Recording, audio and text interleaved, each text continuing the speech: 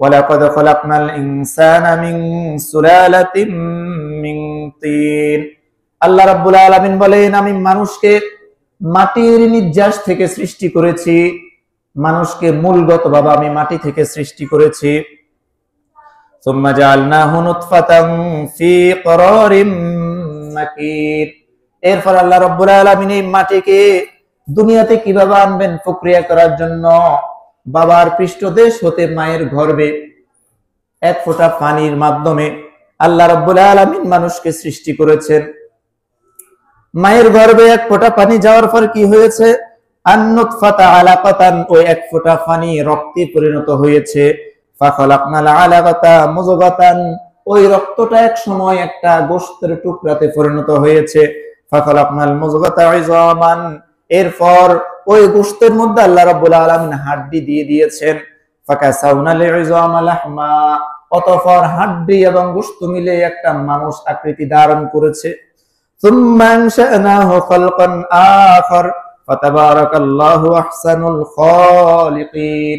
এরপর আল্লাহ রাব্বুল আলামিন মানুষের মায়ের পেটের মধ্যে যখন এভাবে সন্তান পরিপূর্ণ হয়েছে, সুন্দর একটা আকৃতি দান করে আল্লাহ রাব্বুল আলামিন এভাবে দুনিয়াতে তাকে নিয়ে এসেছেন। সুম্মা ইন্নাকুম বাদা যালিকা লামাইতুন। এরপর আল্লাহ রাব্বুল আলামিন বলেন, ও মানুষেরা, তোমরা শুনে রাখো, দুনিয়াতে তোমরা এসেছো লামাইতুন, অবশ্যই অবশ্যই আবার কয়েকদিন পর মরে যাবে। এই দুনিয়াতে চিরস্থায়ী তোমরা থাকবে না। সুম্মা ইন্নাকুম ইয়াওমাল কিয়ামাতি তুবআসুন। তোমরা মরে যাওয়ার পরও শেষ নয়, বরং কবরে যাওয়ার পর তোমাদেরকে শেষ হাসরের ময়দানে আবার তোমাদেরকে উঠানো হবে। সেখানে তোমাদের দুনিয়ার জীবনের কর্মের হিসাব নিকাশ নেওয়া হবে। আল্লাহ রাব্বুল আলামিন আরেকটি আয়াতে মানব সৃষ্টির ধারাবাহিকতা সম্পর্কে আরেকটি আয়াতে বলেন, ওয়াল্লাযী খালাকালাকুম মিন তুরাবিন সুম্মা মিন নুতফাহ।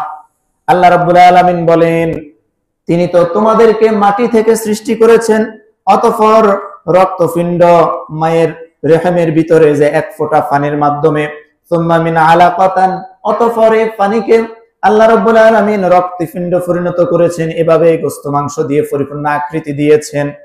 সুম্মা ইখরিজুকুম তিফলা, অতঃপর তোমরা শিশুরূপে দুনিয়াতে আগমন করেছো, তোমরা দুনিয়াতে শিশু বাচ্চার মতো এসেছো। সুম্মা লিতাবলুগু আশাদ্দাকুম, এরপর তোমরা যুবক হয়ে গেছো, তোমাদের যৌবন এসে গেছে। সুম্মা লিতাকুনু শুয়ুখা, এরপর কিছুদিন পর তোমরা আবার বুড়ো হয়ে যাবে। ওয়ামিনকুম মান ইয়াতাওয়াফা মিন ক্বাবলু, আল্লাহ তাআলা বলেন, আমি সবাইকে বুড়া হওয়া পর্যন্ত বাঁচিয়ে রাখি না, বুড়া হওয়ার আগে আগে অনেককে দুনিয়া থেকে বিদায় দিয়ে দিই। ওয়ালিতাবলুগু আজালাম মুসাম্মা, আবার কাউকে কাউকে একেবারে জীবনের হায়াতের শেষ পর্যন্ত আমি তাকে বাঁচিয়ে রাখি। ওয়ালা আল্লাকুম তাকিলুন, আমি এই ঘটনাগুলো এই কারণে ঘটাই যাতে তোমরা আল্লাহ তাআলাকে চিনতে পারো, একটু চিন্তা করে আল্লাহ তাআলার পরিচয় তোমরা জানতে পারো। আমি এই কারণে এই ব্যাপারগুলোকে আবর্তন করাই। তাহলে আমাদের সৃষ্টিটা কিভাবে এসেছে? আমরা এখন বিশাল দেহ, শক্তিশালী, অনেক কিছুর মালিক, কিন্তু আমরা একসময় এক ফোঁটা পানি ছিলাম। সে পানি থেকে আল্লাহ তাআলা আমাদেরকে এত বিশাল আকৃতি দিয়েছে।